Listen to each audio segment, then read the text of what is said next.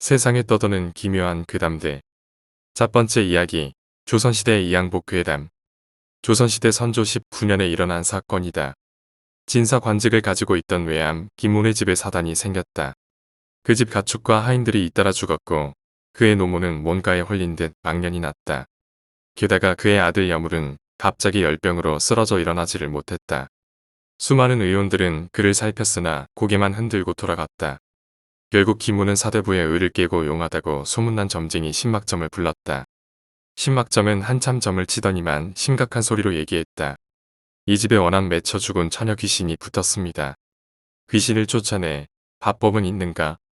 김문의 질문에 점쟁이는 쉬이 말을 못했다가 재차 못자 한숨을 내쉬며 얘기했다.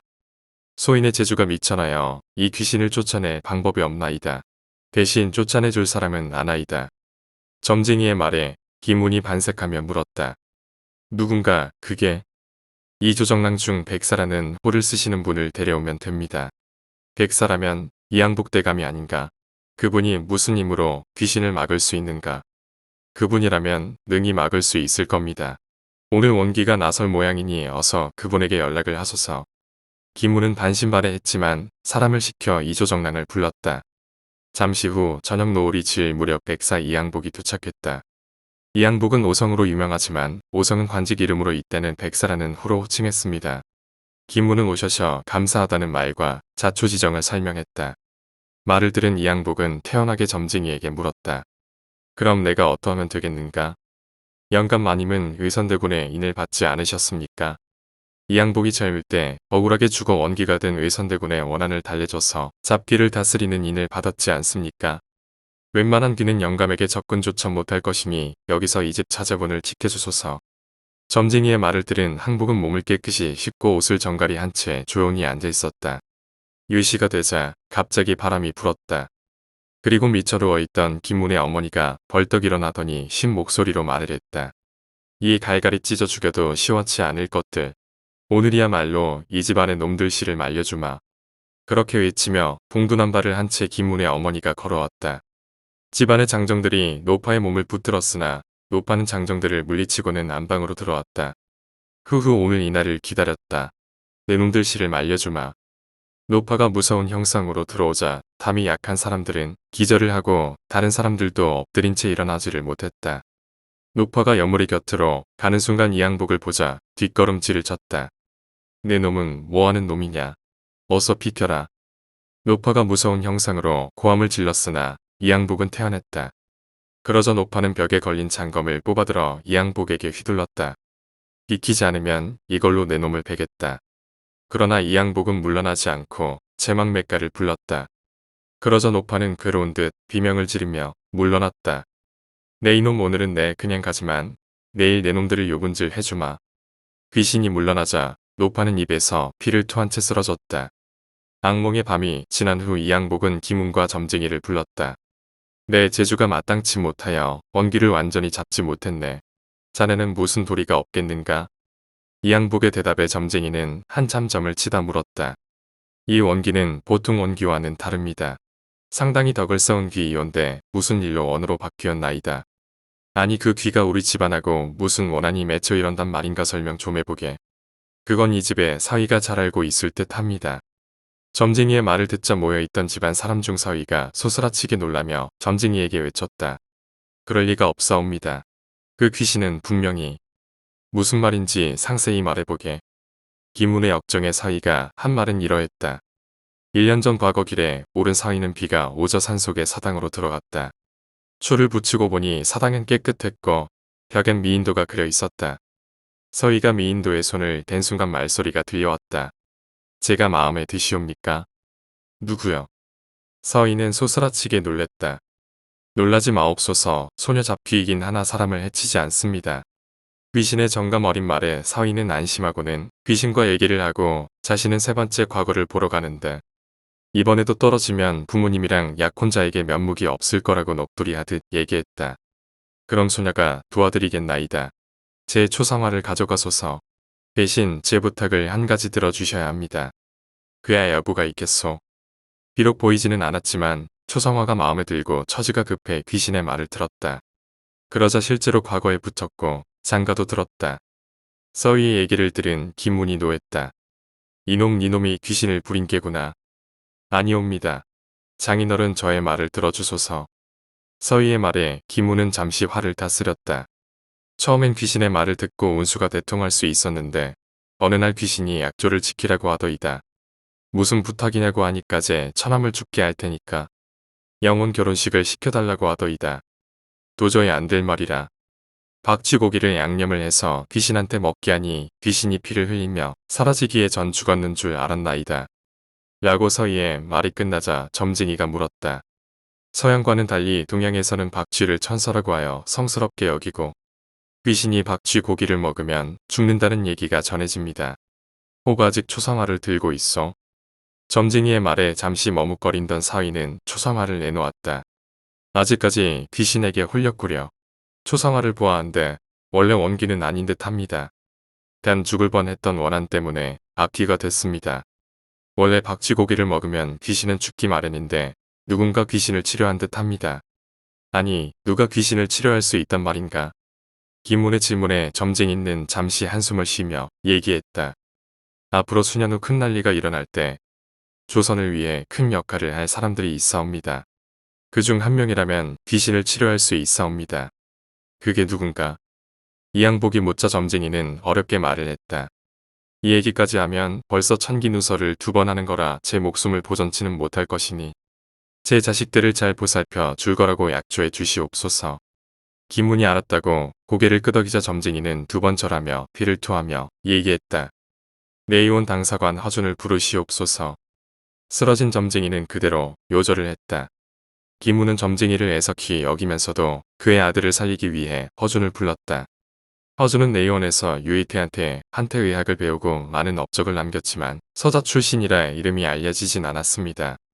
허준이 당도하자 이양복이 혹시 귀신을 치료한 적 없냐고 묻자 허준은 놀라며 자초지정을 설명했다. 허준이 휴가를 받아 잠시 밖에서 자고 있을 때였다. 갑자기 서럽게 울은 듯한 소리가 들리자 허준이 의아해 문을 열자 아무것도 없는 허공에서 피가 떨어지고 있었다. 허준은 잠시 놀랐으나 곧 정신을 차리고 소리쳤다. 걔 누구냐?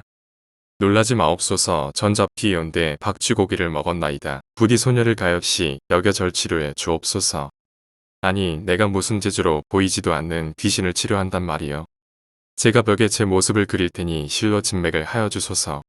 허 의원님밖에 못하는 일이옵니다. 그리고 붓이 허공에 둬서 벽에 뭘 그리는가 싶더니 순식간에 한미인의 초상화가 그려졌다. 허준은 놀랬으나 곧 정신을 차리고 귀신의 초상화의 손목에 진맥을 대자 놀랍게도 숨소리가 느껴졌다. 그는 진맥을 따라 귀신의 몸에 감도는 나쁜 피를 뽑아내자 귀신은 감사하다며 언젠가 답례를 하겠다고 하며 사라졌다. 자초지정을 들은 이양복이 허준에게 초상화를 건네주며 물었다. 이것이 그 귀신의 모습인가? 초상화를 본 허준이 고개를 끄덕이자 이양복이 말했다. 자네의 치료는 의원으로선 훌륭하나 사람의 도리로서 잘못됐네. 벌써 애꿎은 사람이 수십 명 죽어갔네. 이 귀신을 물리칠 수 있도록 도와줄게나. 이양복의 제의에 허준이 침통한 표정으로 고개를 숙여 대답했다. 그 후 시간이 흘러 오시가 되자 긴 봉두만발의 칼을 띤 원기가 모습을 드러냈다. 눈은 뒤집혀지고 입에선 우란에 찬 괴성이 흘러나왔다. 오늘이야말로 내 놈들 씨를 말려주마. 귀신이 칼을 휘두르는 순간 허준이 소리쳤다. 그만두게. 아니 은인이 어떻게. 내 자네의 원한을 모르는 게 아니나 이렇게 사람들을 죽인다고 해서 무슨 좋은 일이 있겠는가. 부디 원한을 잇는 채 좋은 곳으로 가게나. 허준의 간곡한 부탁에 귀신은 어쩌지도 못하다가 칼을 놓았다. 소녀가 아무리 미천한 원귀이지만 어찌 은인에게 칼을 들이대겠습니까? 소녀가 물러날 테니 6년 후 여물님이 억울하게 죽거든 소녀와 짝을 지어 주소서. 귀신이 이 말을 하고 절을 하고 사라지자 김우는 몹시 언짢아서 퉁명스럽게 알았다고 했다.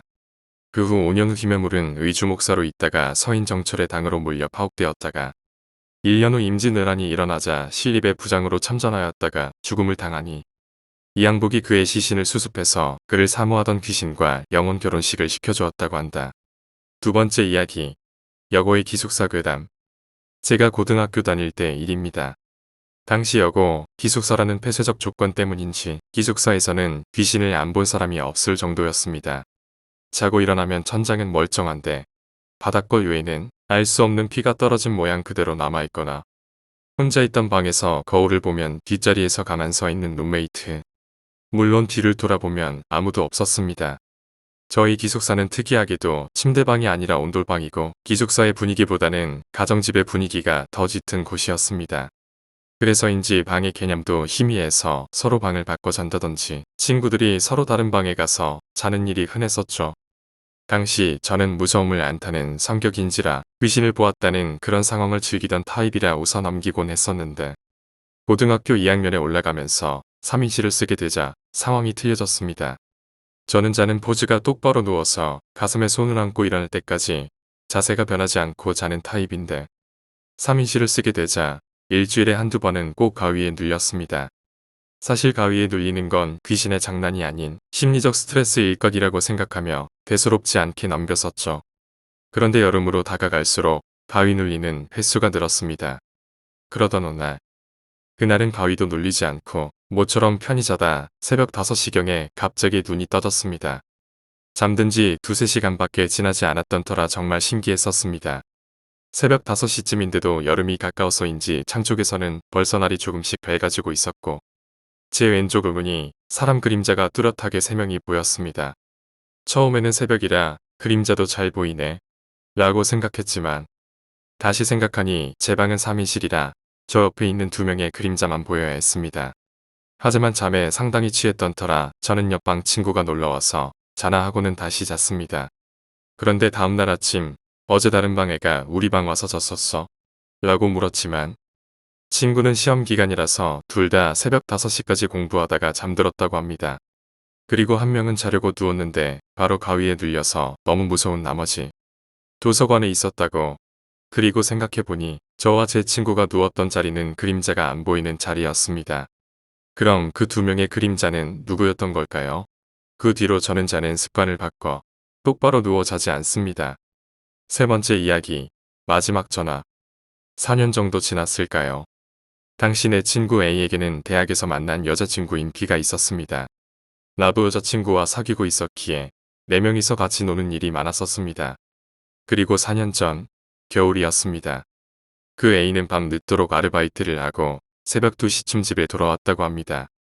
주말이다 보니 평소보다 손님이 많아서 집에 돌아오니 녹초가 되어 바로 잠에 들었습니다. 그런데 잠시 뒤 전화벨이 울리기 시작했습니다. 전화를 건 것은 B였습니다. 무슨 일이야? 이런 시간에? A가 잠에 취해 그렇게 말했지만 언제나 밝게 대답하던 B의 반응이 이상했습니다. 아직 안 자고 있었구나. 미안해. 그녀의 대답은 곧 들려왔지만 어쩐지 전파 상태가 좋지 않은 듯 때때로 지지직거리는 소리가 섞여 들어오고 있었습니다. 어디에 있는 거야? 라고 A는 물었습니다. 전에 말했었지? 오늘 시골에서 친구가 놀러와서 다 같이 드라이브 중이야. A는 아, 그랬었나. 그러고 보니 오늘이었구나. 라고 대답했습니다. 하지만 너무 피곤했기 때문에 너무 늦게까지 놀지 말고 들어와. 전파 상태가 별로 안 좋네. 고속도로야? 라고 말하며 빨리 전화를 끊으려고 했다고 합니다. 그렇지만 왠지 그날은 B가 좀처럼 전화를 끊으려 하지 않았다는 것입니다. 오죽하면 취직은 이런 곳에 하면 좋을 것 같아라던가. A군은 위가 약하니까 과식하면 안 돼 같이 별 상관없는 이야기까지 하기 시작했다는 것이었습니다. A는 무언가 이상하다 싶어. 왜 그래? 무슨 일 있어? 라고 물었습니다. B는 한동안 입을 다물고 있다가 울먹이는 목소리로 미안해, 미안해, 미안해 아무것도 아니야. 미안해. 라고 계속 반복했다고 합니다. A는 아무래도 신경이 쓰였지만 너무 피곤했던 나머지 다음날 만나자는 약속만 하고 전화를 끊었습니다. 다음날 아침 A를 깨운 것은 B의 어머니로부터 걸려온 전화였습니다. 해안가의 고속도로를 달리다 B가 타고 있던 차가 핸들을 잘못 꺾고 중앙분리대에 부딪히고 만 것입니다. 경찰의 말에 의하면 4명 모두 차 밖으로 튕겨나가 즉사했다고 했습니다. B는 가까운 병원으로 이송 중 세상을 떠났다는 것이었습니다. A는 망연자실해져서 B의 집으로 갔습니다. 초췌한 얼굴이 된 B의 어머니는 A에게 울며 매달려 미안해, A군. 이제 더는 B와 만날 수 없어. 미안해. 라고 계속 반복했습니다. 그때 A의 머릿속에 어제 미안해를 반복하던 B의 전화 내용이 떠올랐습니다. 그래서 A는 B의 어머니에게 부탁해 B의 휴대폰을 받았습니다. 핸드폰은 B의 오른손에 꼭 쥐어져 있었다고 했습니다. 그런데 B가 병원으로 이송된 시간을 듣고 A는 무언가 이상하다는 생각이 들었습니다.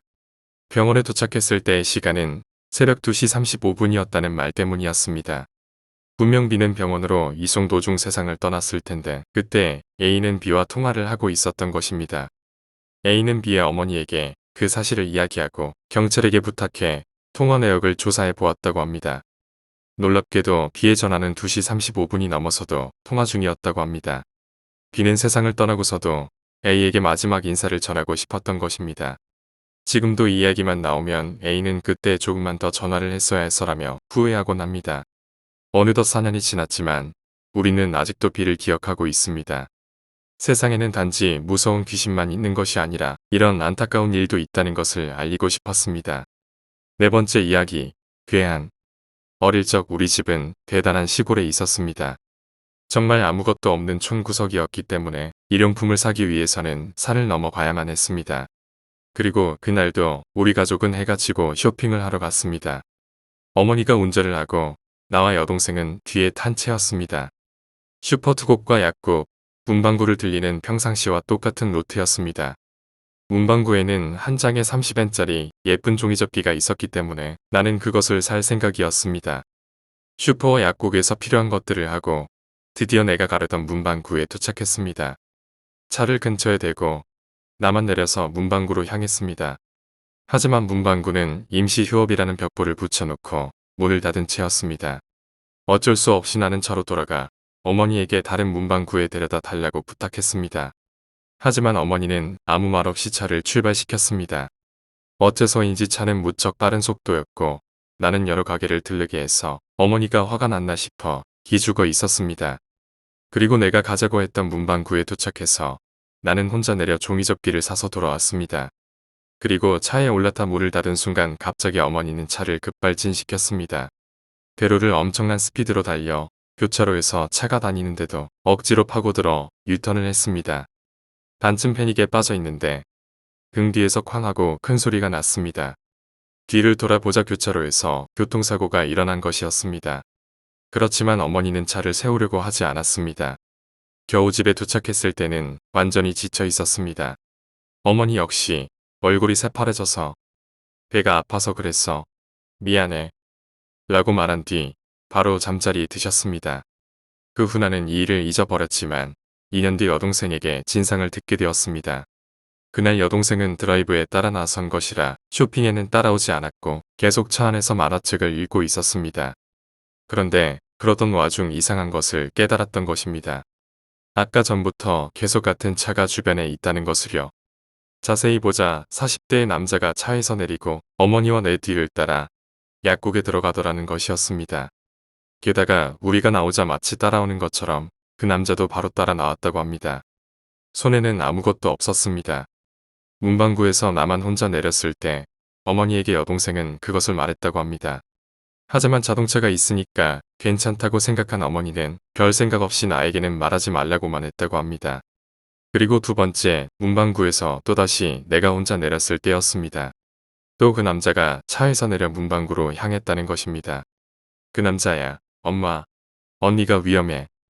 여동생이 그렇게 말하자 어머니는 언니가 타면 바로 출발할 거니까 안전벨트 매고 있으렴. 이라고 말하며 새파랗게 질린 얼굴로 시동을 걸었다는 것입니다. 내가 돌아오자 아니나 다를까 뒤에는 그 남자가 있었습니다. 그리고 자동차의 라이트에 비춰진 그 남자의 손에는 커터칼이 들려 있었다고 합니다. 어머니와 여동생은 할 말을 잃고 있다가 내가 차에 타자마자 바로 출발했던 것입니다. 여동생은 계속 그 남자를 보고 있었다고 합니다. 그는 곧바로 자신의 차에 타서 우리를 따라왔다고 합니다.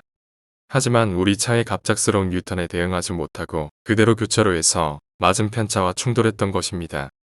지금 나는 대학생이고 안전하고 행복하게 살고 있습니다.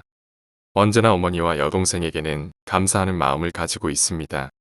운동신경도 전혀 없고 언제나 느리게 운전하던 어머니가 그날 보여줬던 모습을 떠올리면 정말 어머니는 무엇보다도 강하다는 생각을 하게 됩니다. 5번째 이야기, 도토리. 내가 초등학생이었던 무렵의 이야기이다. 내 고향에서는 저녁이 되면 아이들에게 집에 돌아가라는 동네 방송이 나온다.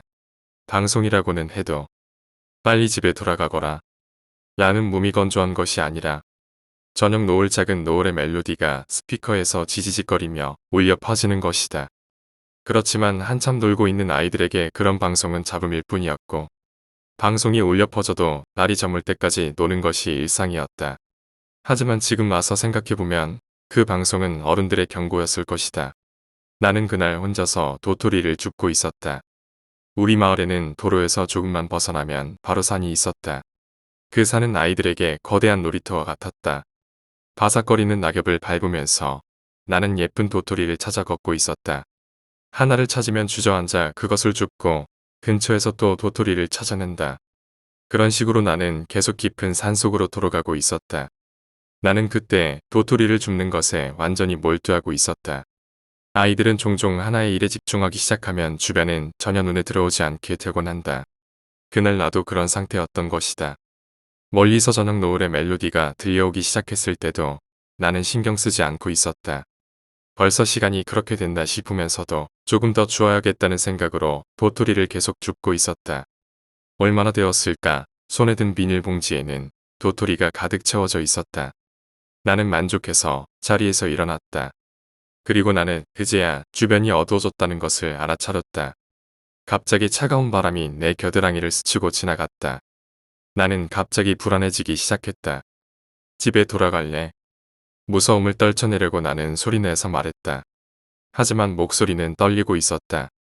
그리고 집에 돌아가기 위해 발을 내딛었을 때 나는 내가 산에 어디에 있는지 모른다는 것을 알아차렸다. 도토리를 줍는 것에 열중한 나머지 내가 어디로 가는지도 모르고 있던 것이다. 그것은 나의 불안감을 더욱 가중시켰다. 따로 어디에 표시를 해둔 것도 아니다. 산을 올라왔는지 내려왔는지도 모른다. 나는 한참을 생각하다 어느 동화를 떠올렸다. 헨젤과 그레텔 이야기였다. 빵을 뜯어서 표시를 하고 그것을 따라 돌아왔다는 이야기. 나는 거꾸로 도토리를 주워서 왔으니까 도토리가 없는 쪽으로 가기로 했다. 지금 생각하면 어리석은 생각이지만 당시의 나에게는 대단히 괜찮은 생각 같았다. 하지만 그것은 생각만큼 쉬운 일이 아니었다. 도토리는 어디에나 떨어져 있었고 해가 진 상황에서 도토리가 없는 쪽을 찾는 것은 불가능에 가까웠다.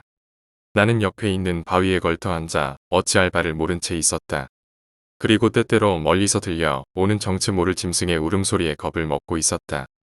점차 어둠 속에서 이상한 것들이 보이기 시작했다. 옛날 이야기에서 들었던 산에 사는 거대한 짐승. 산에서 조난당해 죽은 사람들의 귀신. 차례로 어둠 속에서 나타났다 사라지는 환각을 보며 내 정신은 점점 흐릿해져 가고 있었다. 나는 이대로 죽는 것일까? 공복과 추위, 환각에 시달리던 나는 그런 생각까지 하고 있었다. 몽롱한 와중에 나는 무엇인가가 낙엽을 밟으며 걷고 있는 소리를 들었다. 나는 모든 신경을 귀에 집중해 소리를 들었다. 역시 무엇인가가 걷고 있다. 소리에서 그것이 내 발 달린 짐승의 것이 아니라는 것은 알 수 있었다. 그렇다면 인간인 것일까? 소리의 방향으로 시선을 돌렸지만 아무것도 보이지 않았다. 하지만 소리는 계속 들려왔다. 사람일까? 만약 사람이라면 등불 하나 없이 이 시간에 산길을 걸어 다닐 수 있을까? 그리고 도대체 이런 곳에서 무엇을 하는 것일까? 소리는 내가 있는 곳에서 10m 정도 떨어진 곳까지 다가왔다.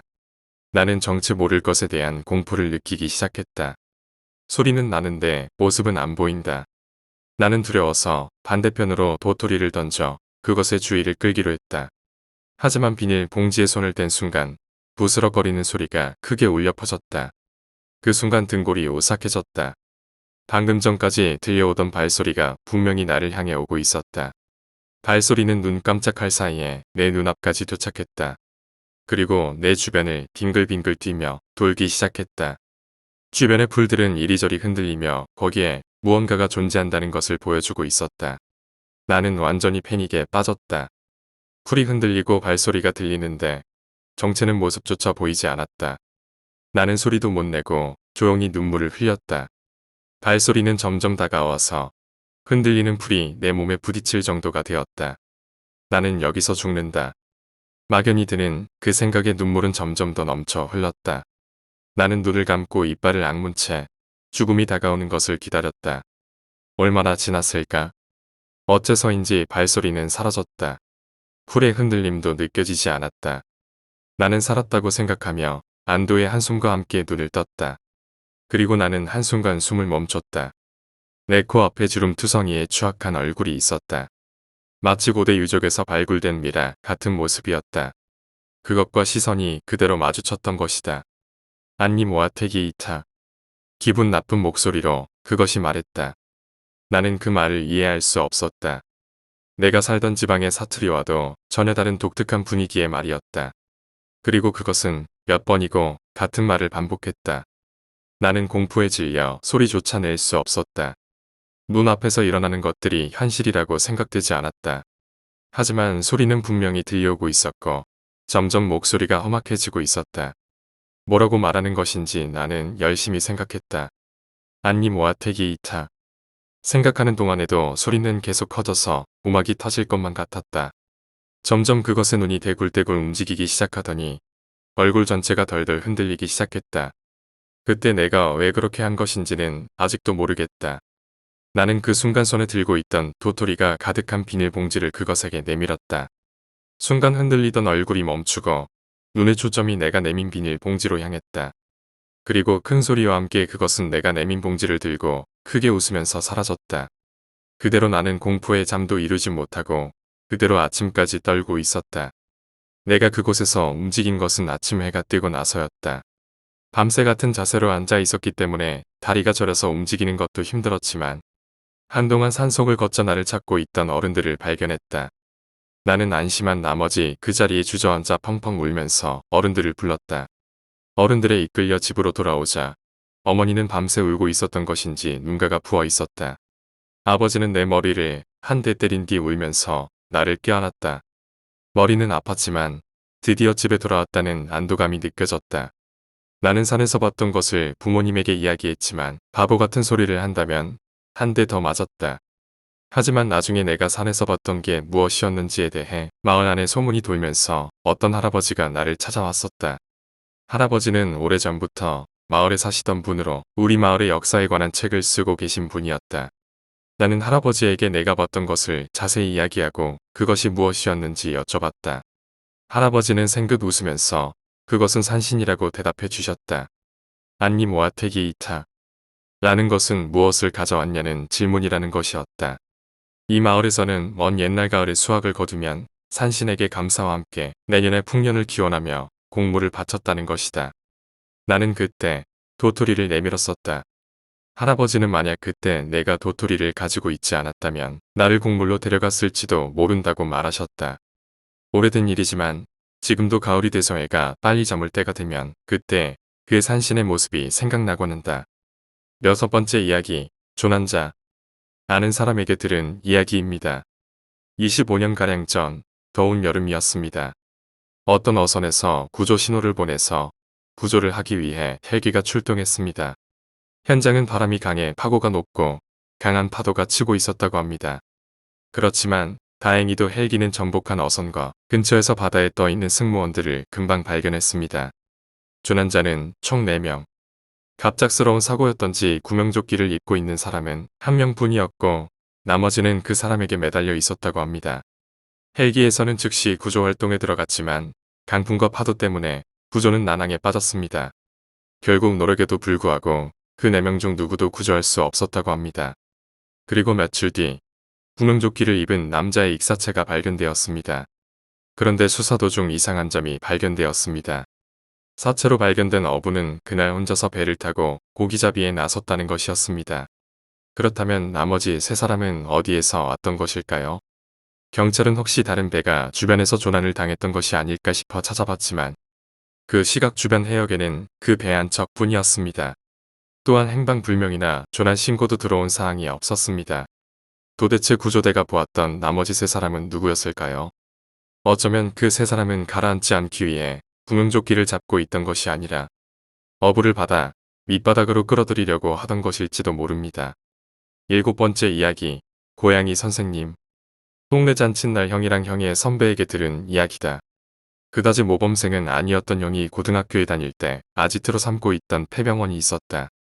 지역에서는 심령 스팟으로 유명했지만 형보다 몇 기수 위의 선배들이 아지트로 사용하기 시작한 이후로는 담력을 시험하러 오는 사람은 사라져 버렸다고 한다. 병원의 안은 완전히 황폐해져서 정리는 하나도 되어 있지 않았다. 여기저기 진찰 도구나 서류가 널려 있어 마치 야반도주라도 한 것 같은 모양새였다. 어느 날 밤, 형은 평소처럼 병원에서 시간을 보내고 있었다고 한다. 그러다 형이 혼자서 복도를 걷고 있는데 어떤 방에서 이리로 오세요라는 말이 들렸다고 한다. 무엇인가 싶어 문을 열었더니 그곳은 진찰실이었다. 그리고 방 가운데 책상 위에는 고양이가 살짝 앉아 있었다는 것이다. 형이 누가 말한 것인가 싶어 갸우뚱거리고 있는데 부디 앉아주시지요라고 고양이가 말했다고 한다. 왜인지 모르겠지만 형은 진찰을 받아야지라는 생각이 들어 둥근 의자를 끌어와 고양이 앞에 앉았다고 한다. 고양이는 형의 건강 상태에 관해 여러 가지를 물었고 형은 하나하나 성실하게 대답했다. 문진이 끝나자 고양이는 형에게 당신 말이죠. 턱에 종양이 있네요. 이건 입원해야만 합니다. 라고 말했다. 형은 네, 입원은 좀 곤란한데 라고 당황해서 대답했다고 한다. 그러자 고양이는 여러 가지 의학 용어를 말하면서 입원하도록 계속 설득했다고 한다.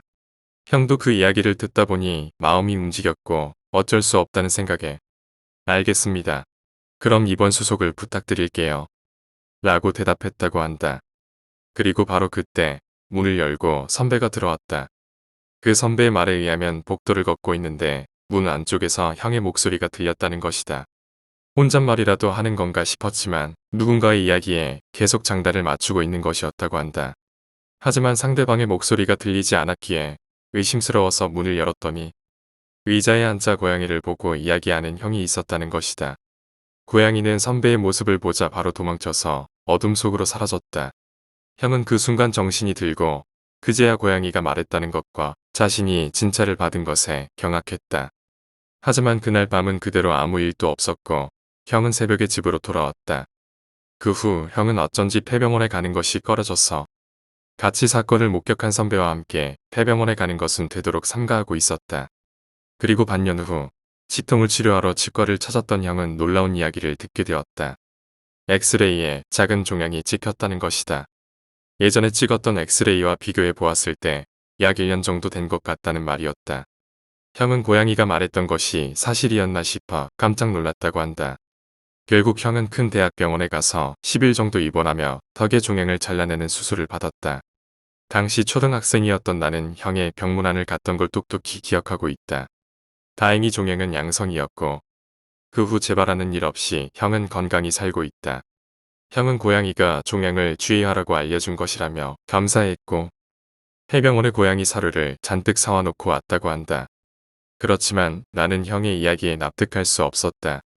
만약 그때 선배가 문을 열지 않았다면 어떻게 되었을까? 고양이에게 설득당한 형이 그대로 입원을 했다면 무슨 일이 있었을지 모르는 것 아닌가? 애초에 고양이가 말하는 입원이라는 것은 도대체 무엇이었을까? 나에게는 아직도 그 사건이 기묘한 공포로 남아있다.